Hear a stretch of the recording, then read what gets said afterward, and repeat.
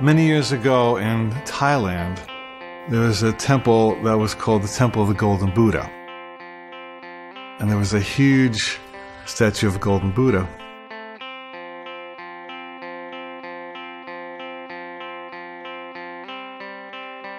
And word came to this village where the monastery was that an army from a neighboring country was about to invade. And they got the brilliant scheme to cover the golden Buddha, which is quite large, with mud and concrete so that it looked basically like a stone Buddha, and the army would perceive no value in it.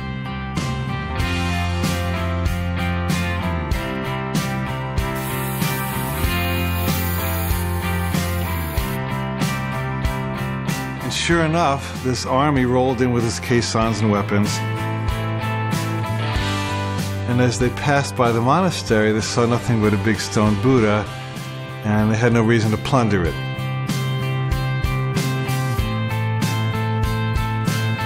Well, years went by because the army continued to occupy it, until there was a time in the monastery in the village when no one remembered that the Buddha was golden, until one day a young monk was sitting on the Buddha meditating on his knee. And as he got up, a little piece of concrete happened to crack off, and he saw something shiny. He realized it was gold under there. And so he ran to his fellow monks and said, "The Buddha's golden, the Buddha's golden." They all came out and they realized he was telling the truth, and they took their picks and hammers, and eventually they unearthed the golden Buddha.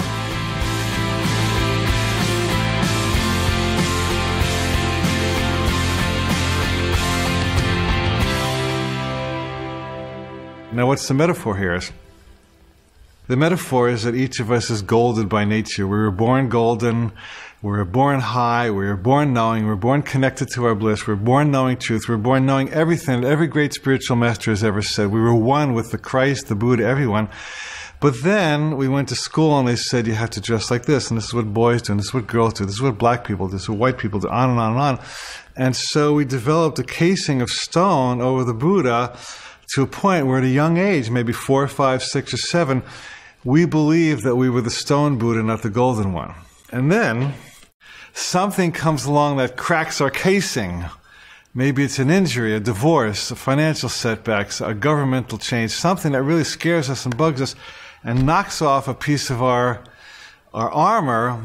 And only in that moment of the armor being knocked off do you get to look inside and see the gold. And let me tell you, friend, that the moment you see that gold, the armor and the concrete will never satisfy you again. At that point, you truly enter the true hero's adventure, and all you want to do for the rest of your life is pick away the stone, because the gold is so much more fun.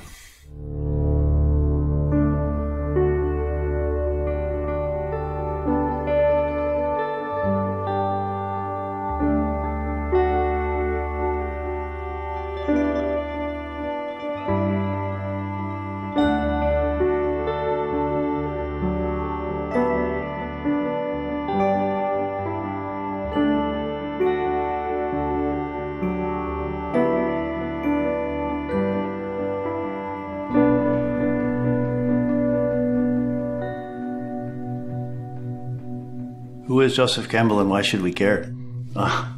Topic that comes up a lot. Joseph Campbell was one of the leading mythology experts of all time. Joseph Campbell is a philosopher. A man who had this ability to see the truth in a world where we've lost sight of that in many ways.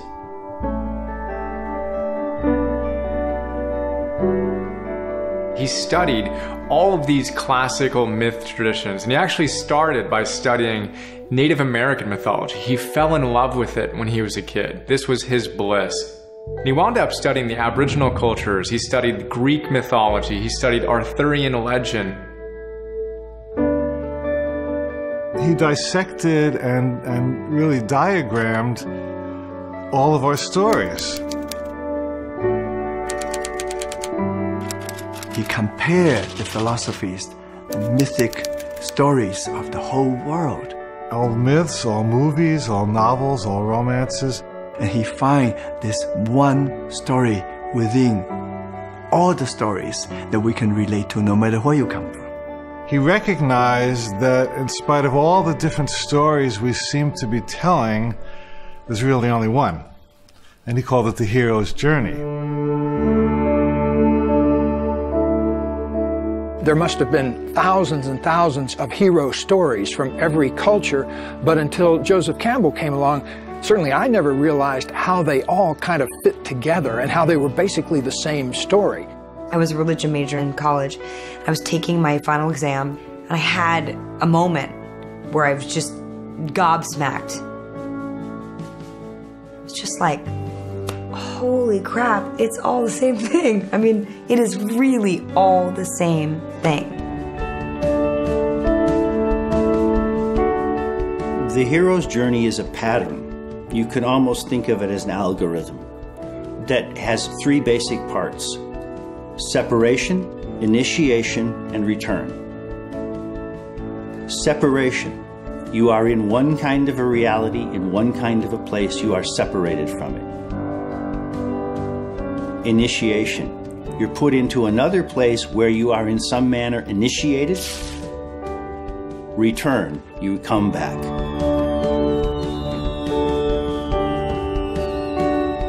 Simple version of the hero's journey is, someone starting out in their normal protected world and then getting a call to adventure. The call to adventure. There's a vision, there's a quest. It's the story of the hero enduring some trials. Various trials and ordeals. Meeting different obstacles along the way, people that hurt you, people that help you. Doors will open, as Campbell would say, for you where there are no doors for others. Dragons will appear that are your dragons alone. You get to like the innermost cave where you're really challenged, like the greatest crisis, and you find your true self. The achievement, the glory. But then that's not the end of it. That is to bring that back to the community.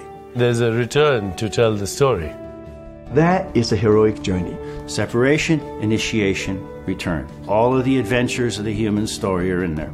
All the heroes, all the villains, all the gods and goddesses, and all of the knights, and all of the fantastic creatures we can conjure up in animation, they're all in there, because they're all in here. Because they're all in here. This is where they come from. If you look at some of the greatest pieces of literature, the greatest works of philosophy, they all have what Joseph Campbell called the hero's journey. And if you look with a piercing eye, you could recognize his outline in just about any movie or story you would read. Star Wars, The Matrix, Harry Potter. Wizard of Oz. That's a classic story of a hero's journey. You first see Dorothy in her natural environment. And just like out here in regular life, a person is operating in their natural environment every day and living in their house and that kind of thing. And then something happens to shake that world up. And you go on a journey in which you have to face certain tests and challenges.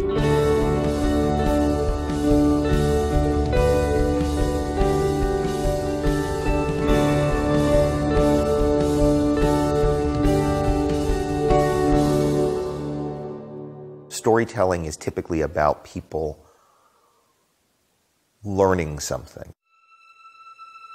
You go to a place which is dark and mysterious.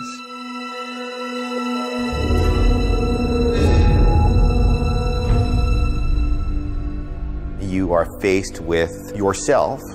There is a relationship between facing fear and this kind of soul gain.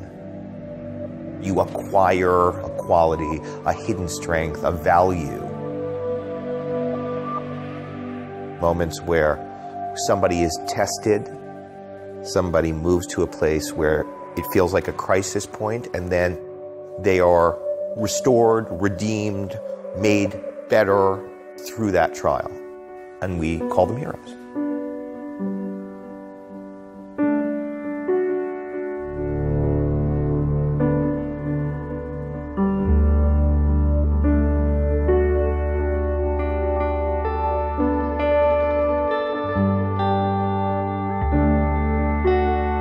If all of these stories boil down into one map, we can use that map because all human beings are the same, whether they're going through a war like World War II or going through a war inside. It's basically the same kind of process. In other words, We're not separate from the characters we see in our movies and in our novels. They are us. It's one journey.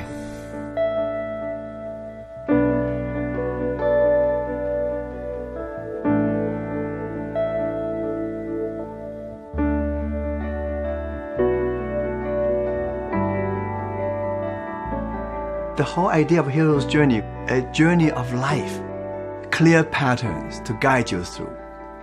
You're born, you have a childhood, you have adolescence, and you try to find a place for you to become an adult. And you go through adventures. You struggle with your inner conflicts. And finally, you become a hero, you slay the dragons, you succeed in conquering all the demons, and you step over thresholds, and finally you have arrived. We get old, we die, but within this short span, we have to have some meaning, some reason for this existence. It doesn't have to be high and mighty and fantastic. You can have a very simple life, still go through the similar pattern.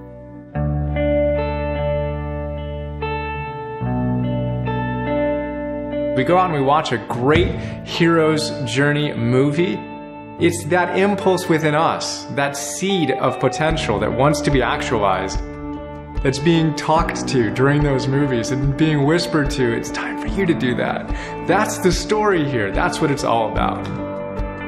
There's wonderful narrative iconography for how to live life. The idea that try hard you get, the little engine that could, I think I can, I think I can, I think I can, I can. This idea that we really can do better, be better, that our greatest selves are still hidden, and that the future is the prospect of coming to terms with that self.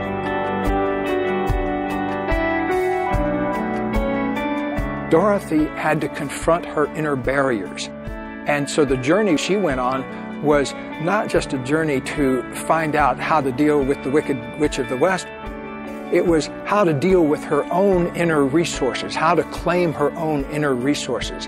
And at the end of the movie, how did she get back home? Well, she clicked her heels together. So she had it all the time, the ability to get back home, but it didn't get mobilized for her until she went through all of those challenges and was able to kind of test herself. It's kind of the ordinary moving into the extraordinary. It's going through the dark to come out to the light. Going from an unsatisfying life to a satisfying life by pushing through the scariest things you could imagine.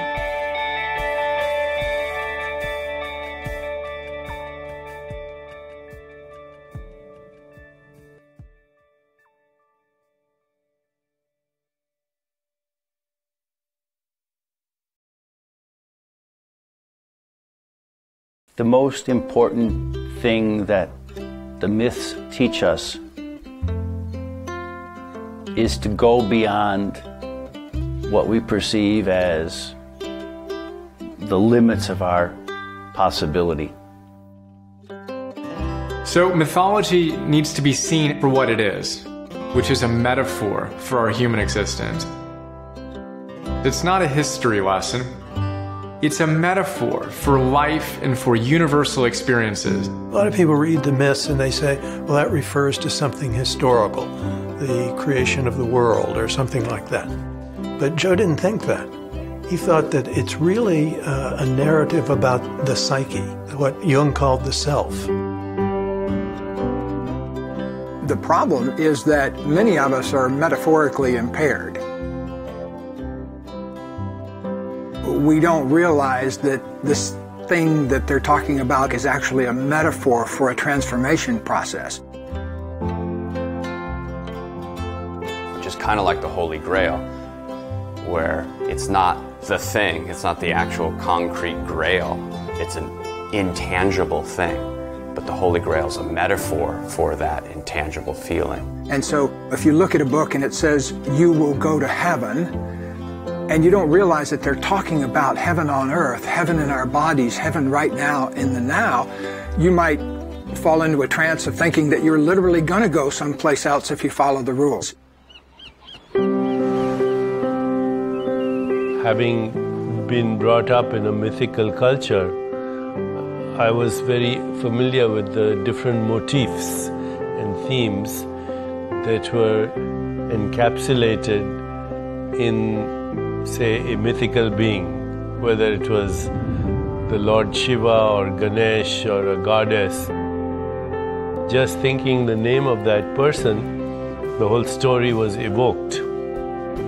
Carl Jung called these archetypes. Archetypes are primordial, encapsulated stories or mythologies, and they are in this form of a seed in consciousness. When you plant that seed in consciousness, that archetypal seed, that mythical journey,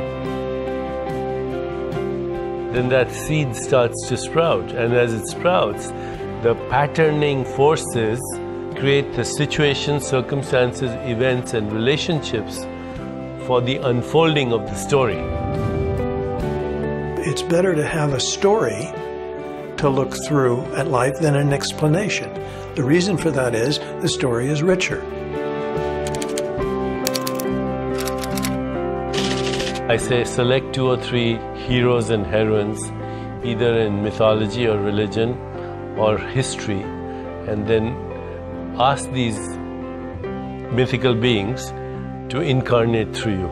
And then don't be surprised when you see situations, circumstances, coincidences, synchronicities, relationships suddenly show up that actually are part of the story that you have been seeking to express.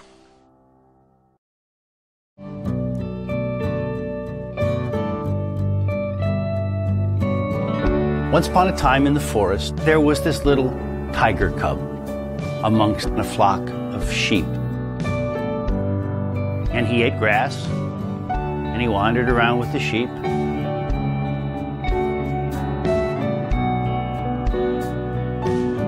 And when he tried to say anything, all that came out was a sort of little meow, not much of a roar.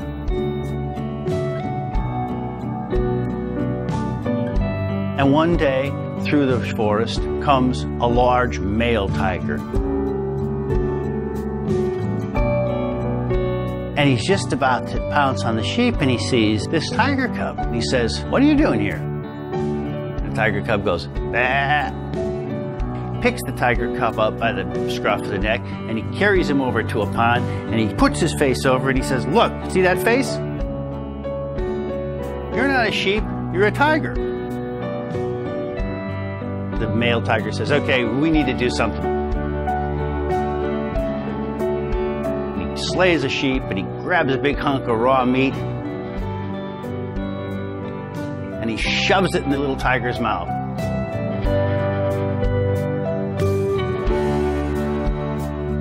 And the little tiger gagged on it as all do on the truth. But it went down. And he got a little bit of energy, and pretty soon he had a bigger tiger roar. And eventually he had a full tiger roar, and he went off with the male tiger.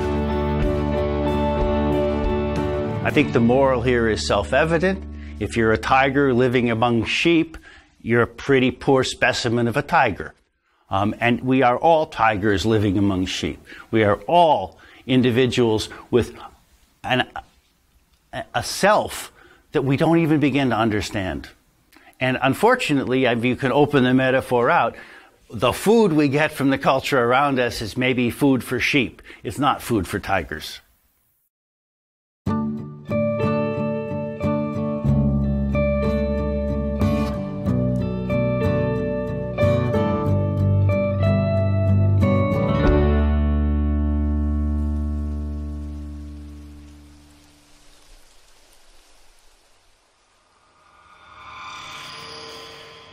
Have to catch at least the spark of what your life is going to be, or you may spend those dreary decades in corporate America climbing the ladder only to discover it's against the wrong wall.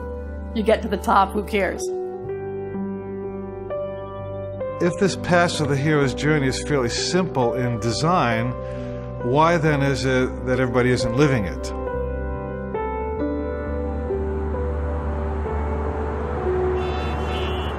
Well, the answer is that most people on the planet live under a kind of a mass hypnosis.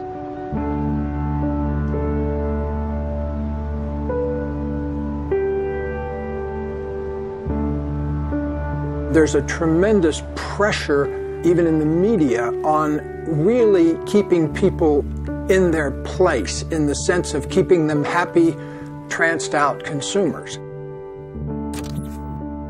It's a trance of comfort. It's a trance of not sticking your head up above the crowd very much. That keeps the enterprise going. Most people think it's a luxury and a great privilege to stay home and look at their 800-inch television. If you just space out, you're not developing. We're stimulated by some images and some loud noise. It's about collecting things and stuff and making a lot of money and doing a lot of things, and it's impossible to enjoy that because you end up on that treadmill and you can't get off. And so most people, unfortunately, because they are so victimized by the environment, they have no time to think or be themselves. They become bundles of conditioned reflexes and nerves that are constantly being triggered by people and circumstance into very predictable outcomes and predictable patterns of behavior. There's no creativity.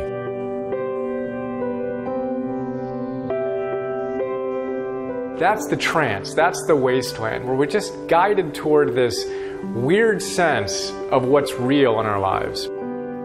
And those ideas that are imposed on us from the outside about what we should and should not do.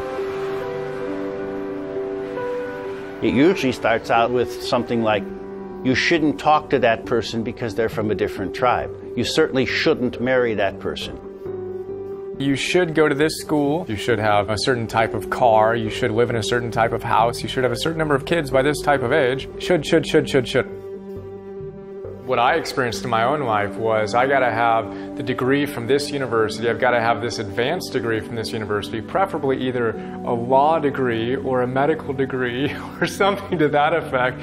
Some letters after my name which would say that I have a stamp of credibility. I can go out and make my 6 figures and society can kind of deem me worthy. I have countless examples of young people who go to college because they expected to go to college, and they study biology because since the time they were 6, they were supposed to be a doctor.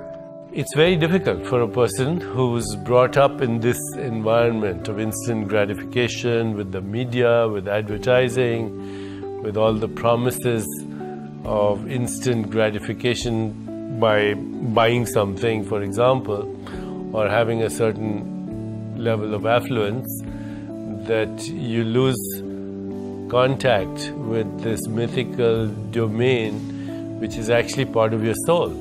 It's there in everyone. It's their passion, it's their bliss, it's their unique skills, it's their unique ways of expressing themselves, is their song, which if they sing, they could do anything.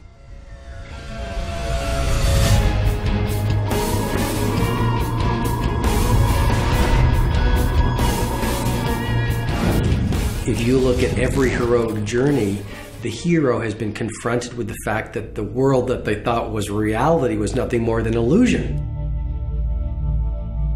I go back to the Matrix, which is, what was the Matrix? It was just this big illusion. It was the dominant values and beliefs that the world had put around this guy, Neo, the seeker on the hero's journey. And what did he do? He felt this longing to go beyond the illusion, to go beyond the Matrix. So he took the red pill and he woke up to reality. And what was reality? Reality was he was full of potential.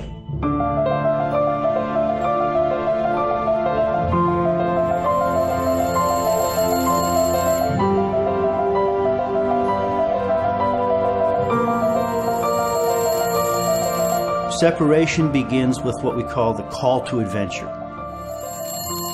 Campbell tells us there's literally almost a phone ringing It's like the universe, the divine, God, whatever you want to call it, literally dialing you up and ringing and giving you a call, asking you to step out and to live your journey. Something breaks into your quotidian reality and makes it impossible for you to continue. Well, you can hang up the phone. You can run away. But it'll keep coming back. It'll keep coming back until you finally answer the call.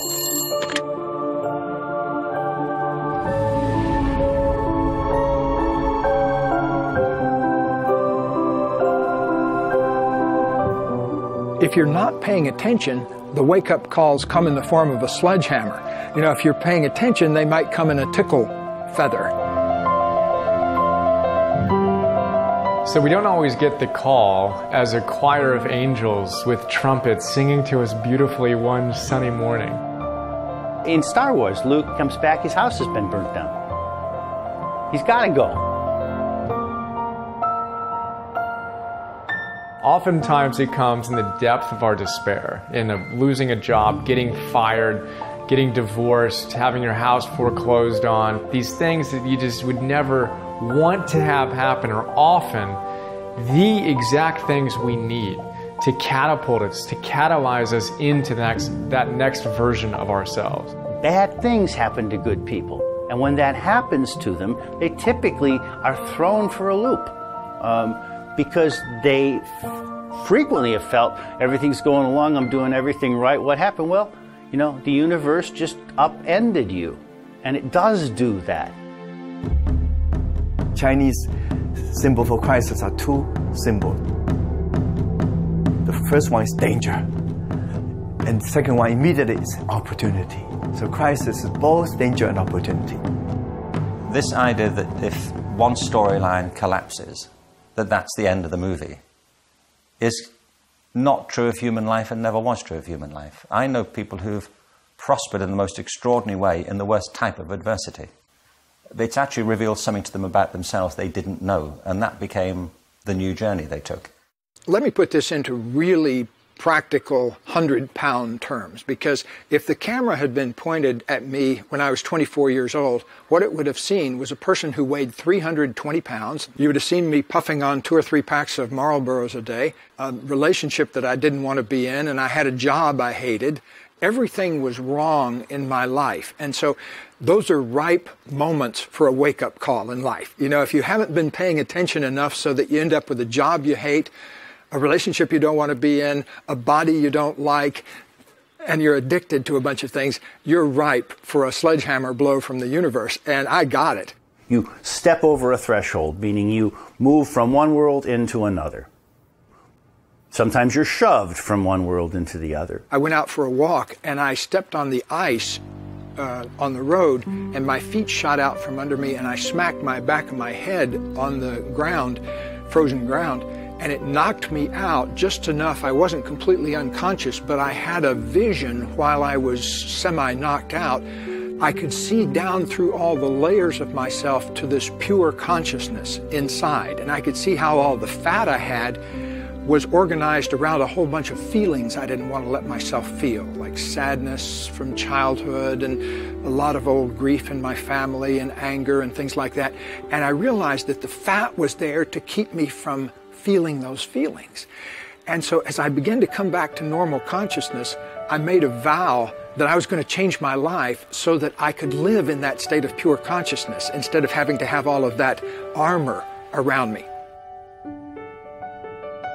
Once you make the decisions that Joseph Campbell is talking about really hearing the call and being willing to take on the challenges of that new awakened life, once you do that, you begin to feel a power that it's like nothing else I've ever experienced. And I think a lot of us are just plain old afraid of that.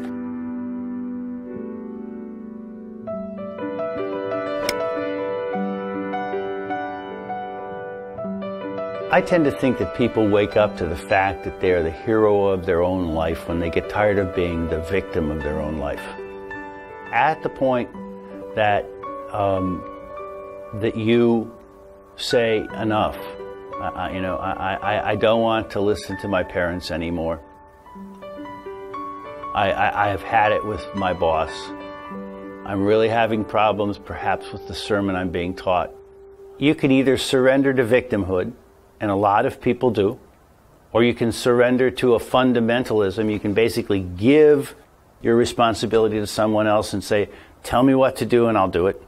Or you can say, I have a choice here and I'm responsible. Now, what does it mean to be the hero of your own life? It means to be responsible for your own adventure.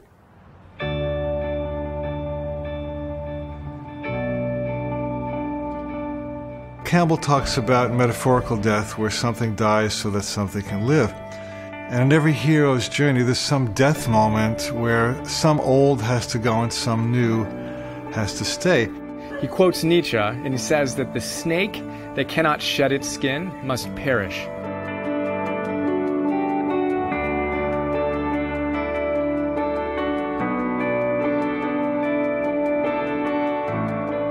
When death is a motif in a myth, it doesn't refer necessarily to what happens at the end of one's biological and physical existence.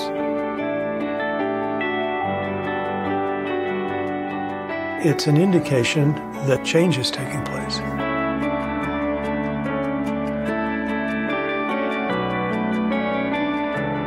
I went through that process when I stopped being a tribal administrator and started becoming a writer.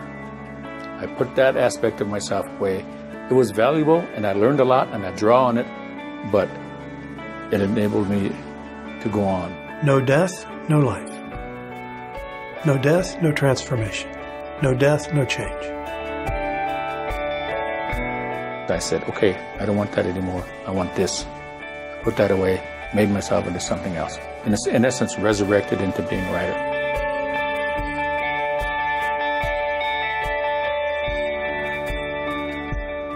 The whole key to blessing death is to recognizing that it's just a death of one old form that has played itself out and has no use anymore, which always, as the phoenix rises and gives way to some new form that has new intrinsic meaning and makes your life even bigger and better.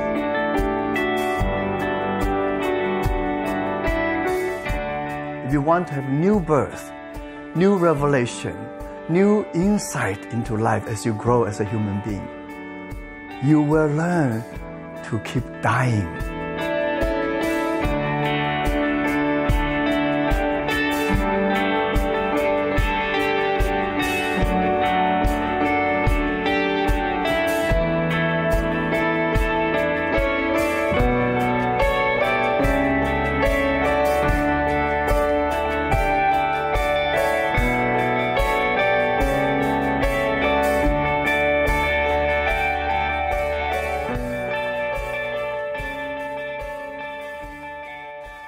I think it's tricky to afford a proof. I think there are proofs in our lives. I think the proofs exist in our ability to transcend the worst things that have happened to us. My proof is I was abused as a little boy, and not something I chat about typically, but in this context, it was the worst thing ever, you know, and it went on for a very long time. I was very young, and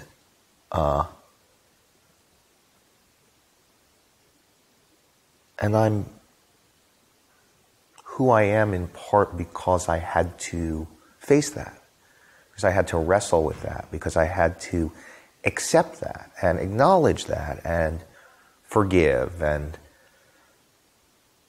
all the terribly difficult things that come with that. I had to tell my parents. I had to, you know, it's this, you know, and by the way, it's one of these things that you work with for the rest of your life.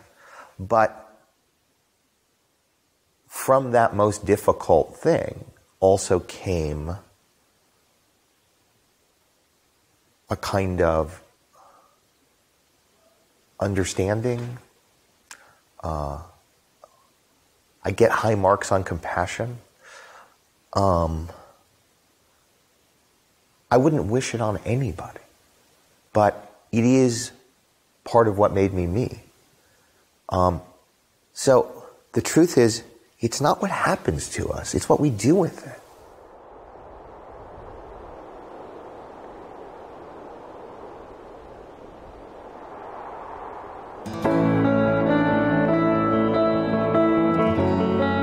The forest represents the darkness, the unknown, the edge of your world.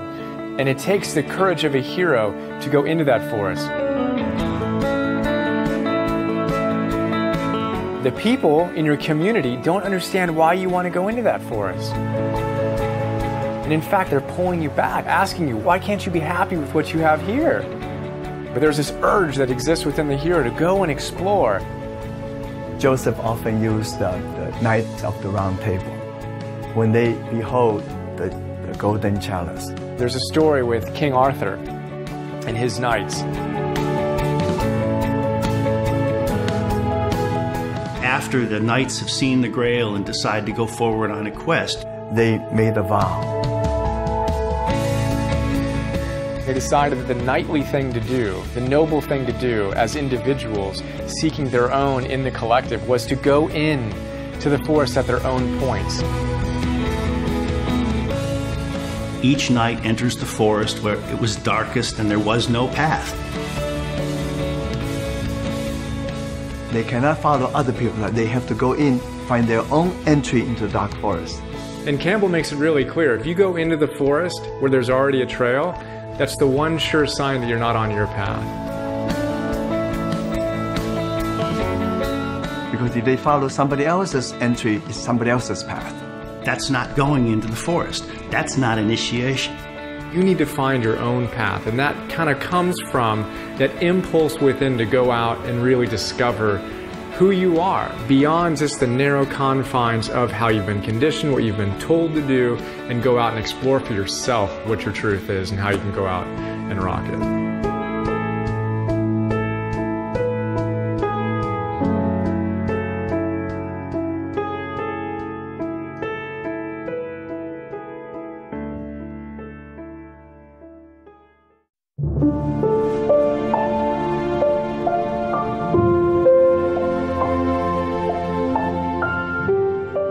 The hero's journey for me is having the courage to look within yourself and say, what am I here to do?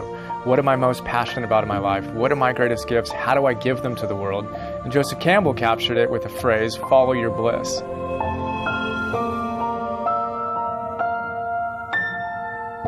Follow your bliss. I don't think more profound teachings have ever been given than this one. Follow your bliss means listening to your heart and following your truth. There's something specific about the word bliss. It's not ecstasy. It's not happiness. There's a serenity in bliss. I like to talk about your bliss as the thing you can't not do. So it's your authentic journey. I'd heard follow your bliss, but I didn't know where it came from. And what's cool is that it's grounded in deep Hindu spirituality and philosophy, and it comes from the Upanishads. There were 3 launching points into enlightenment: Sat, Chit, and Ananda. So Sat means beingness, Chit means consciousness, and Ananda means bliss or rapture. Joseph Campbell said to himself, I don't really know what my beingness is. If I'm honest with myself, I don't really know what my consciousness is, but I do know what my bliss is. And I can follow my bliss. And that idea of trusting ourselves and trusting that deep impulse within us to go out and follow our bliss, do what makes us feel most alive, that's the path, that's the key, that's the essence of the hero's journey.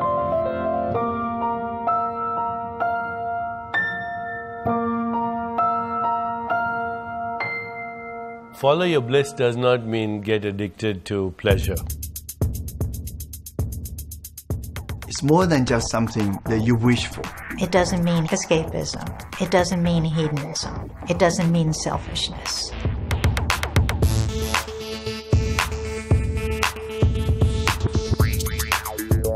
It doesn't mean listening only to sensory pleasures like having sex with anybody you look at or sticking up a candy store if you want candy.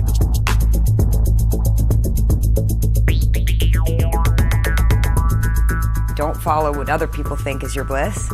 Don't follow your wallet, follow the thing that's presenting itself as your most serene and fulfilling state.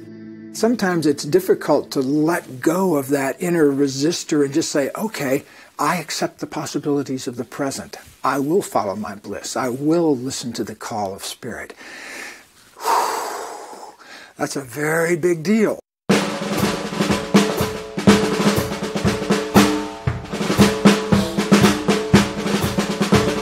Daddy said, what do you want to do? I said, I need to leave school. I'm never going to learn anything. I'm not going to university. I said, I want to play drums. I've learned to play drums in the attic, and that's my world, and totally naive, like, psh. So Dad sends me off to London with a drum kit. So I went to London, and all of it came true. Of course, I'm not sitting here, I've got to be rich and I've got to be famous, but I have to be doing something I love to do. And I have so much passion, and I didn't even know what that was really all about, but I do now.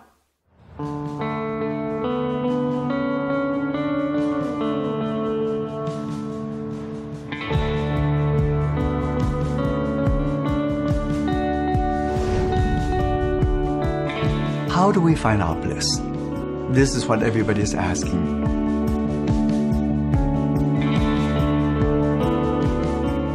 First thing is, ask yourself, what am I passionate about? You know, what are the things I love doing? What are the activities when I engage them it feels like hours go by in minutes? That's one big clue about what your bliss is. What I say is, find out what you most love to do, and then do more of that thing.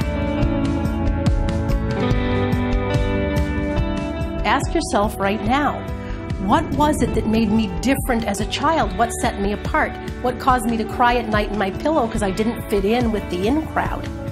That is probably precisely where the door to your bliss is going to open. Go back and find it.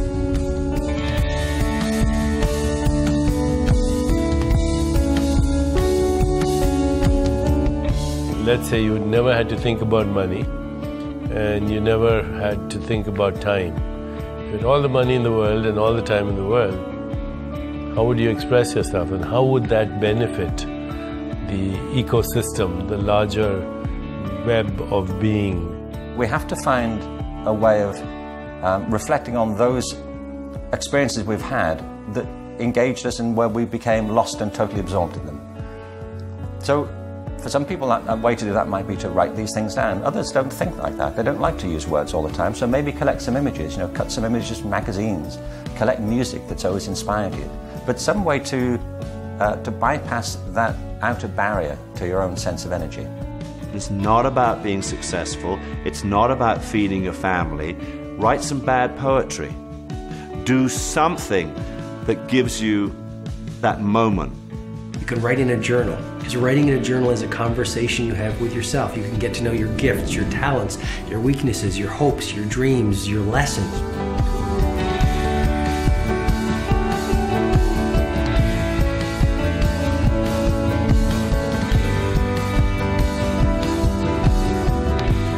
Joseph Campbell always gave the same advice to his students graduating Sarah Lawrence. Don't do what Daddy says, because Daddy has one interest in mind for you, and that's your security. And if you bargain away your life for security now, you will never find your bliss.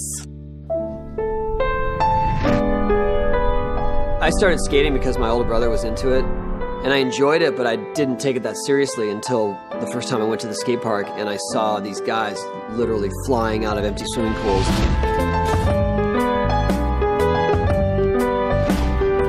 I got so excited that that was even possible as a person to be, to be flying in the air with a skateboard in your hand. Once I saw what was possible and what you could do with this thing that I had come to enjoy, I had to keep going. I mean, I just wanted to fly.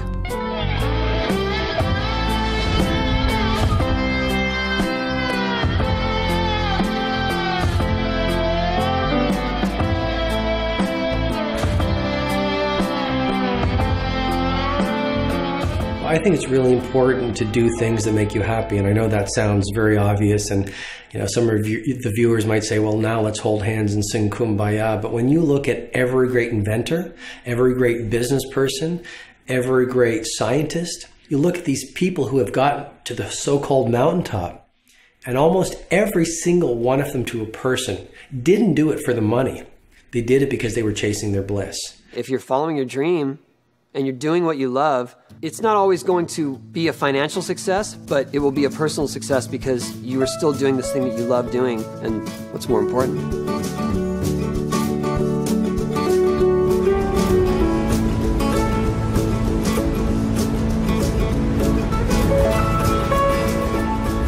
I would describe my discovery of surfing exposure.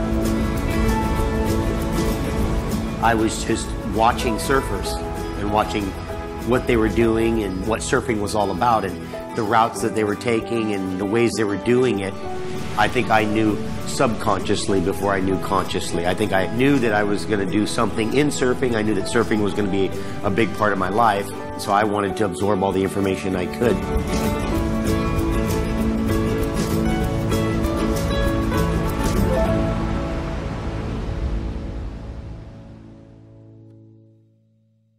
Just because you don't know what the call on your life is right now doesn't mean play ostrich and stick your head in the sand and say, well, just because I don't know it, I guess I shouldn't move towards anything. The very fact that you're looking for your bliss means that you're in the process of getting to your bliss. I mean, part of life and part of the whole journey is exploration. Human resources are often buried very deep. We don't know they're there. And we don't know they're there often because we don't look for them. We don't take the journey. Some people found them, and many people have not found them. And because they've not found their talents, they think they don't have any. I believe passionately that we all have deep talents. Go looking. Try things you've never done before. If there are things you wish you'd done, but you never did, well, why didn't you? Go and do it. Try. If you always go the same route to work, take some different route. If there are people you never speak to, go and speak to them. At least put yourself out there. But don't anticipate what you'll find. Put yourself in uncomfortable situations at least every 7 days. If at least every 7 days people aren't laughing at you or scratching their heads, wondering why you're dreaming so big or doing what you're doing or have such a fierce resolve to achieving your goals, then I don't think you're stretching enough. And ultimately, we grow the most through the things that stretch us the most.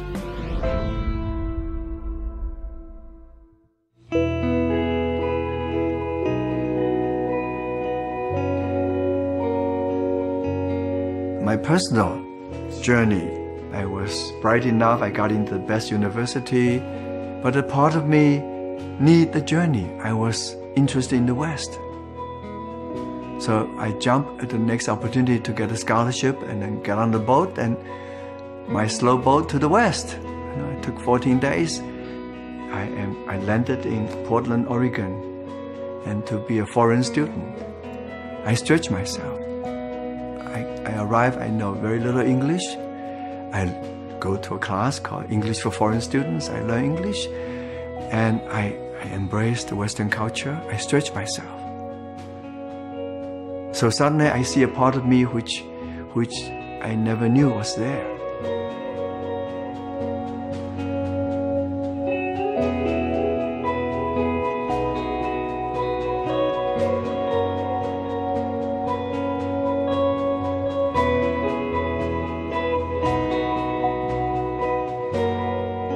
One of Joe's most beloved quotes about bliss is that when you follow your bliss, the universe will open doors where there were only walls.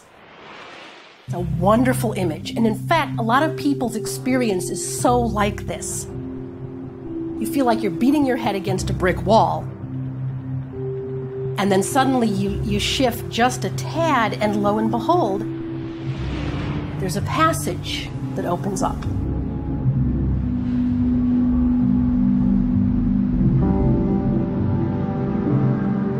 When you truly step forth and trust your bliss, unseen forces have the power to rearrange things to accommodate your step of faith.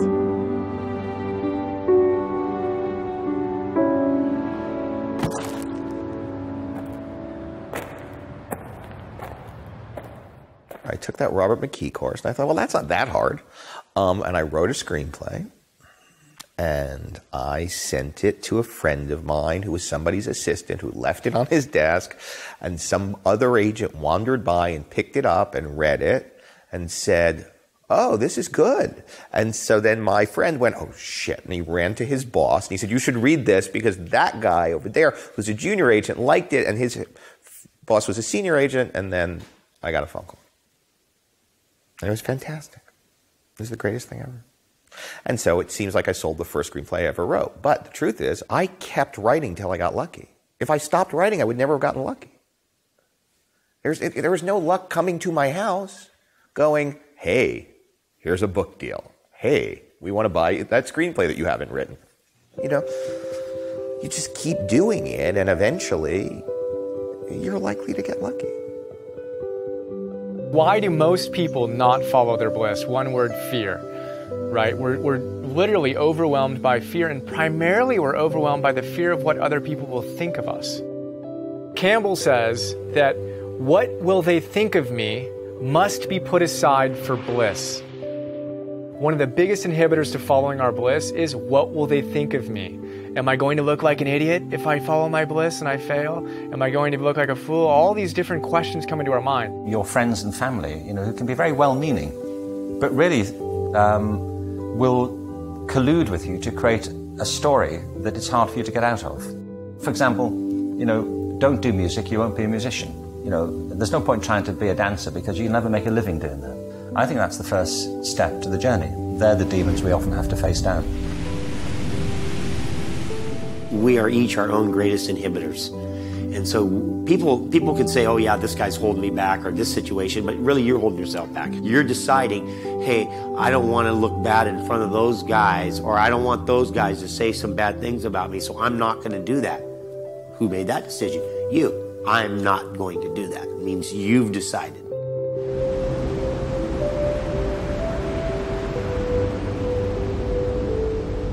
There's a poem of Rumi, the great mystical poet from the Middle East in the 12th century, who said, I want to sing like birds sing, not worrying who listens or what they think. But if you can do that, then you can achieve the impossible.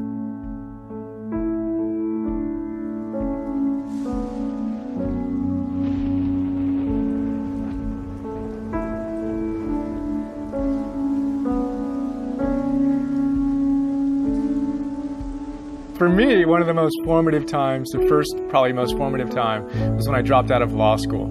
All of my friends at the time told me at least stay through the first year, and I couldn't make it through the first semester. I was literally nauseous at the idea of completing this. I burned my resume. I had no desire to live within the corporate world in any sense. And in the same 24-hour period of time, ended my relationship of 5 years and dropped out of law school.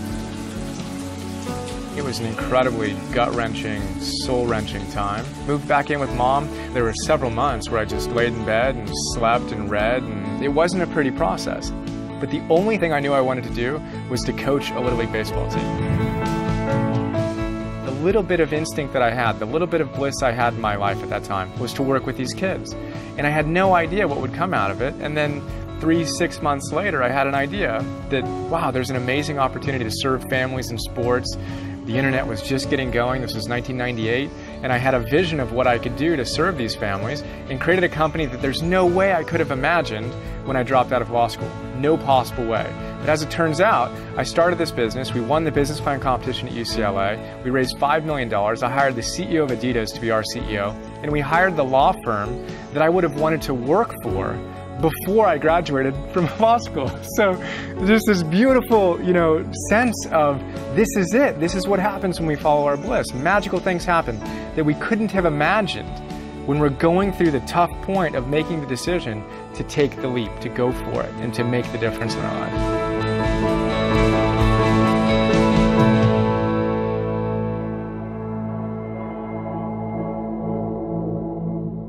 There are two roads in life, the red road and the black road.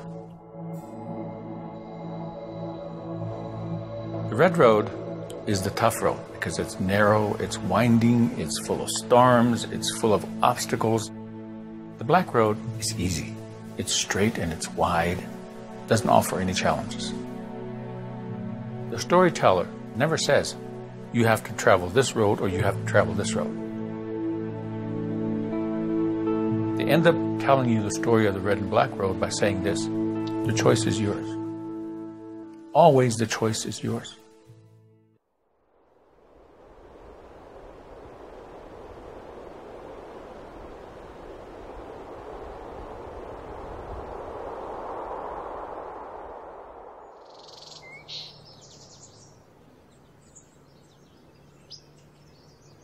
Living this spontaneous life with my father, the bond and the passions that my father shared with me. We got on a plane, 7 in the morning, out of Santa Monica Airport, flying towards Big Bear, where I had won a ski race the day before. We're returning to Big Bear to collect my trophy. On the way, we enter a storm and we crash headlong right into this rugged mountain, 8,200 feet. That's the level we crashed. I woke up. Our bodies were sprawled in this 45-degree icy chute. It was a blizzard. It was hard to find everybody. It took me about a half hour, 45 minutes to piece everybody where they were. My dad's girlfriend, Sandra, was still alive.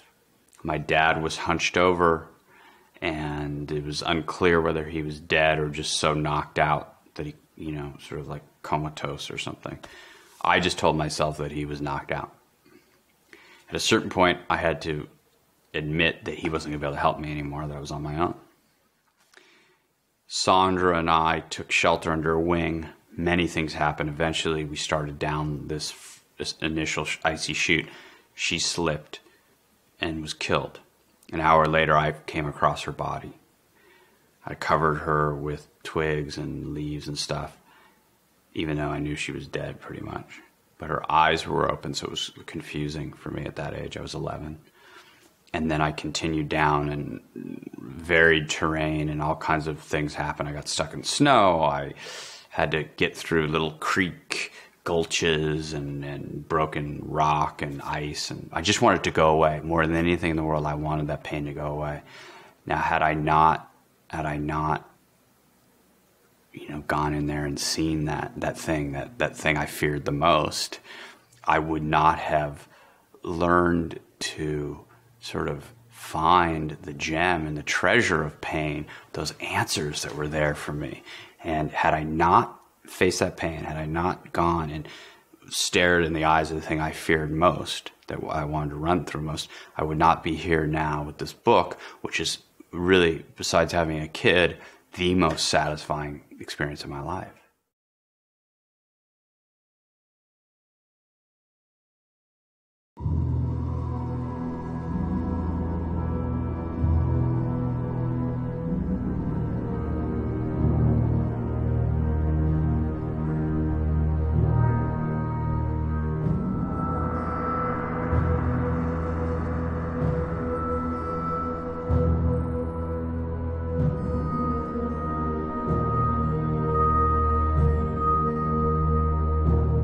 Campbell talks about the fact that when we go on the hero's journey, there's a dragon we must slay. Now, a dragon is the most challenging, fierce creature that can ever be created in mythology.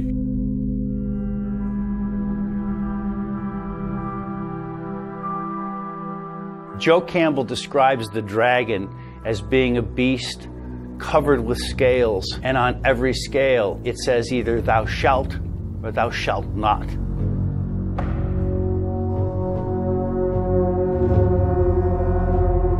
So this beast is a construction of all of the rules, regulations, social obligations, cultural accretions that have made you feel that you either have to or can't do certain things.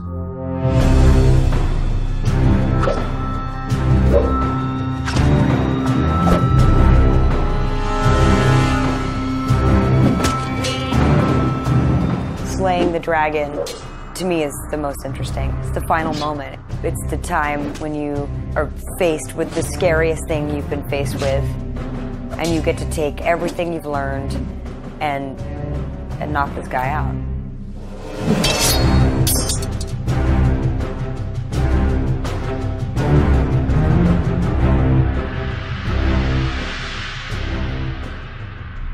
If you were to ask me, what's the one thing that keeps people from their mountaintops?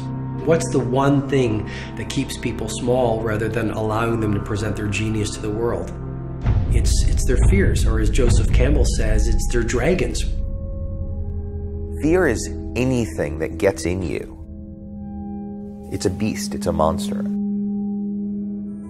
Fear is, what we face every day. We fear that we're going to be rejected, that we're going to be, no one's going to return our phone call, that no one's going to like what we made or what we did or what we said. Fear that is unfaced has a tendency to creep. It moves through your experiences. It starts to toxify your perceptions. You become scared. Love is what we're born with, and fear is what we learn. And I think there's a great truth in that. I remember when I decided I wanted to do a full loop ramp, and I had this idea. I knew it was physically possible. I mean, you do it with Hot Wheels, you can do it with a skateboard, right? And so I presented the idea to my sponsor at the time, and I said, hey, I think I could do this. And they said, that sounds awesome, let's build a ramp. And I designed the ramp. And all this was on paper, and it was my idea, and I'll never forget driving up and seeing it, and this wave of fear just crashed over me, like, oh my, are you serious? Like, I made a loop, I'm really gonna, and I'm the only one that's even volunteering to do it, and at that point I felt like there was so much at stake to not do it, because at the time no one was building extravagant ramps. No one really had money to do that kind of thing. And there it was, and I was like, and I just had to sort of internalize and say, okay, you keep telling yourself this is possible, this is the time, we got to make this happen. And little by little I figured it out, but I took some heavy hits that day.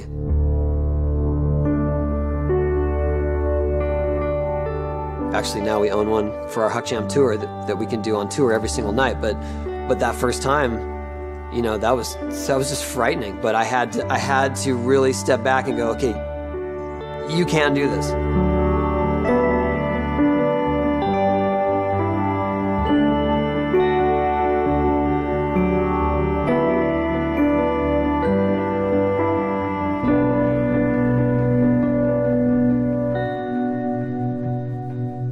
Fear is a very interesting thing. First of all, we need to realize that fear is an inherent part of the human experience. But it's not about getting rid of fear. Where's it going to go? There's nowhere for it to go. The issue is to have courage, to move forward in spite of the fear you feel. The courage is not a lack of fear. The courage is dealing with your fear. Nobody would ever be described as courageous who didn't confront their own fear. That's not courage at all. It's just doing something that you find relatively unchallenging. Courage is when you know what to do and you do it. And lack of courage is when you know what to do and you don't do it. Courage is the ability to get up after you've fallen and try again. Exploring the unknown and trying stuff that maybe people have thought was impossible. It's just like a muscle. If you want to get strong, or you want to run a triathlon or run a marathon or do whatever you want to do physically, you need to train. You need to get stronger. Courage is exactly the same thing. Think of it like Courage Gym. You've got to consistently go up to your fears and go one step past them, one step past them. And you'll find that your comfort zone expands each time you do that. Things that used to freak you out won't freak you out as much. And now you have the tools. You have the strength, literally, to lift more in your life as you face your fears more and more authentically. There is some power monsters get by being darkened in the closet. And there is some diminishment by facing them head on.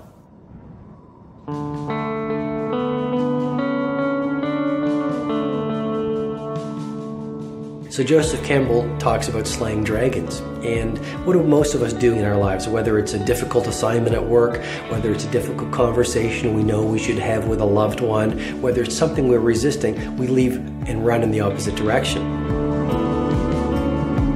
Rather than running away, we should go closer to it, because once we can see our fears, the death of the fear becomes certain.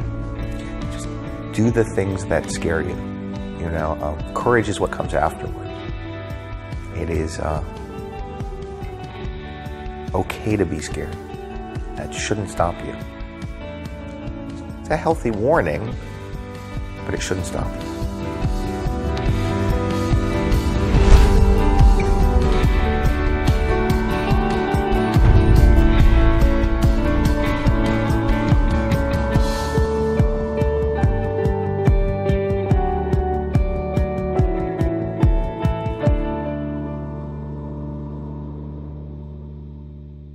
Ogre, dragon that hoards. All of these stories talk in those terms for several reasons.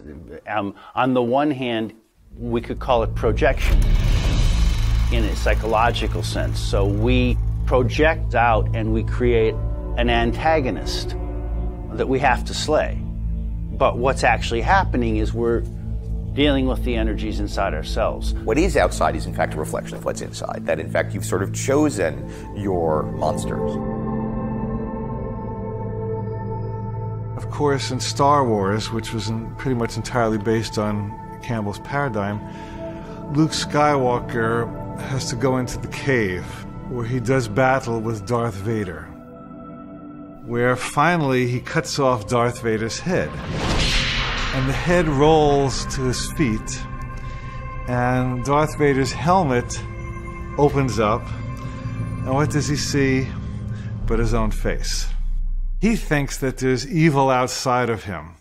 When the struggle between good and evil is understood to be going on inside of us, it can be very beneficial. This is part of a personal transformation, overcoming our negative aspects, emphasizing our good ones. But what often happens, of course, we want to feel that we are good, so we don't find the negative within ourselves, we're going to find it somewhere out there. The great obstacle for most of us really is ourself. You know, if we can overcome that basic fear about what we might achieve and we take that risk, I think all kinds of things open up. In Campbell's terms, you know, we can all be heroes.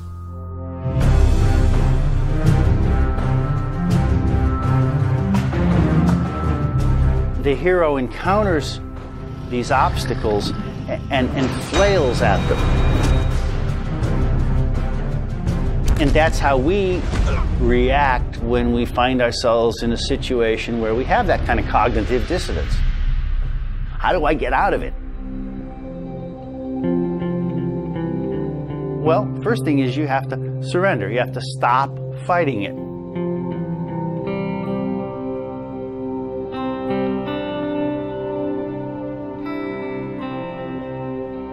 So slaying the dragon is really coming to terms with that inner part of yourself that you think is bigger than you. And in doing that, then you grow a bigger sense of yourself.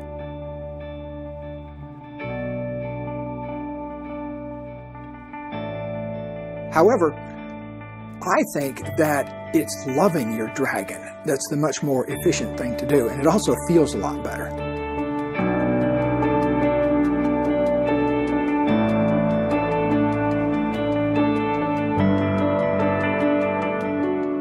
When you do that, then frequently whatever the dragon was hiding, hoarding, they step away and give it to you. They give it to you.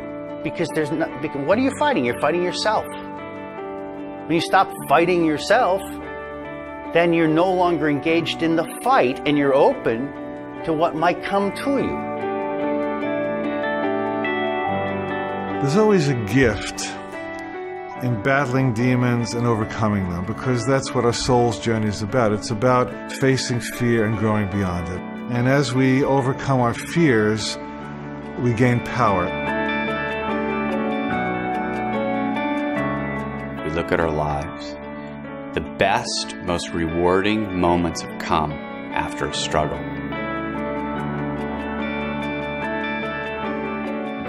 as such, what we do with our lives is what makes us heroes or not.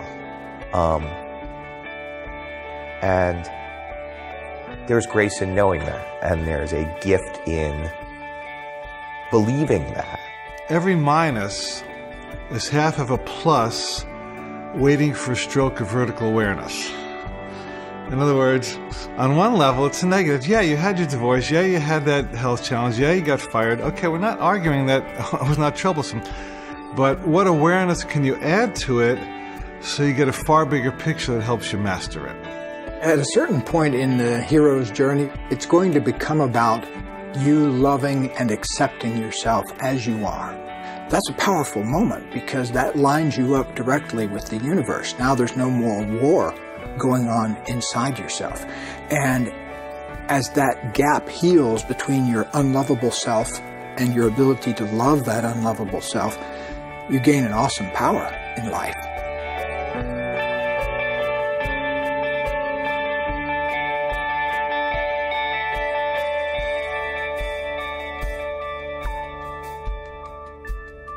The way we think of time is as linear. I'm born, I'm going to go through these things, and I'm going to die. The hero's journey tells us no. You're going to go here, you're going to have this adventure, and you're going to come back. And guess what? You're going to be right back where you were. Now you're going to go over here and have this adventure, and you come back. You're going to go here, you're going to have this adventure, and you're going to come back. And guess what? You're going to be right back where you were. Now you're going to go over here and have this adventure, and you come back.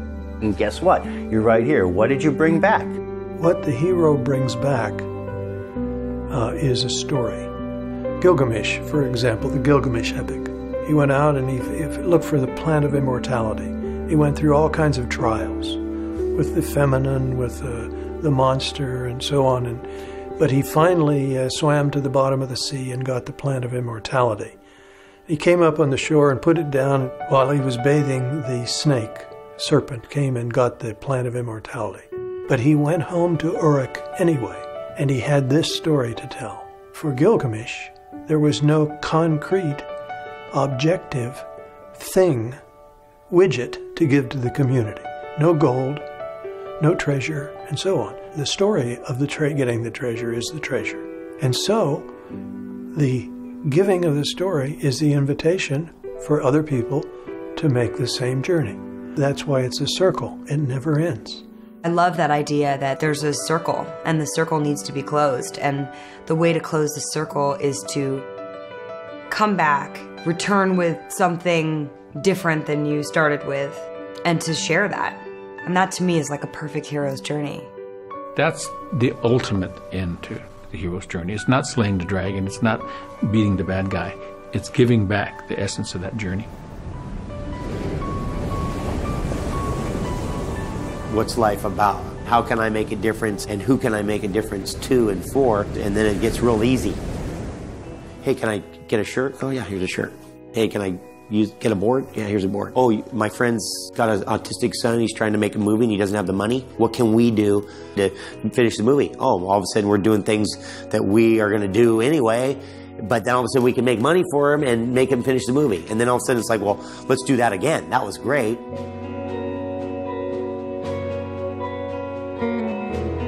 When I found this success in skating that I never dreamed possible, the first thing I wanted to do was to try to help kids get a facility, and that was the first thing I did. I started a foundation for public skate parks. To date, we've helped build about 500 skate parks. It's my passion. It's what I would love to do, is to provide facilities for these kids who deserve a chance. I love talking to young writers about writing. There's a scholarship I fund, which is a screenwriting scholarship at Wesleyan, where I went to college. We owe it to everybody who wants to be what we are when they grow up. They say if you speak to somebody at the level of the mind, then you'll speak to their mind. If you speak to your heart, you'll speak to their heart. But if you speak through your life, and your life is the story, then you'll change lives. And that's what mythical beings do.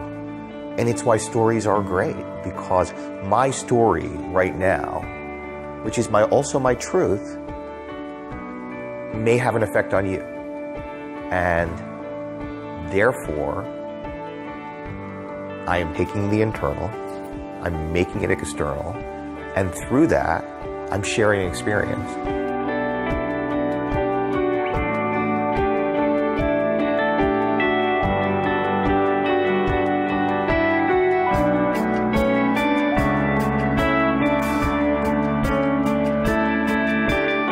No matter how long you get to live, life is ultimately very short. And before all of us know it, we're going to be dust. And the street sweeper gets buried next to the CEO. And all that really matters at the end of the day is how big we showed up and how courageous we were.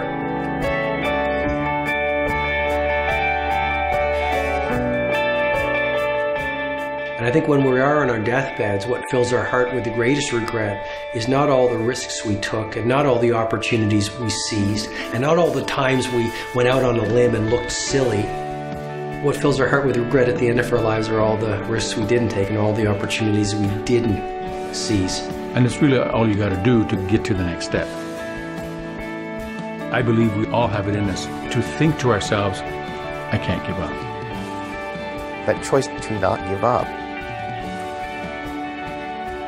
is a story you're telling yourself that makes you feel immortal, that makes you feel like you can overcome anything, that makes you feel transcendent. And that's all we got.